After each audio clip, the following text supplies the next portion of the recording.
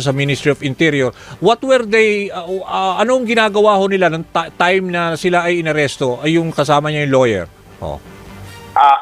Well, anyway, I'm sure po na nagsisinungaling si Ginoong Clavano. Oo. Sapagkat kung ako, alam ko na alam ko na niya yan. So, wag kayo masyado magtiwala sa taong yan. Anyway, hindi ko po alam kung anong ginagawa po nila. I would presume na it was dinner time. Siguro po, nagdi-dinner. Okay. Pero attorney, bukod dun sa kinakaharap niya na kaso dito sa atin sa Pilipinas, doon naman sa Timor-Leste, wala bang ikinaso sa kanya? Walang nakitang mga ginawa niya na posibleng sabihin, dahil nag-commit siya ng ganitong crime, hindi na siya karapat-dapat na mag-stay sa Timor-Leste? Wala po, kasi under Timor-Leste law, unang-una nga po, ay number one, hindi po pinayagan yung kanyang extradition.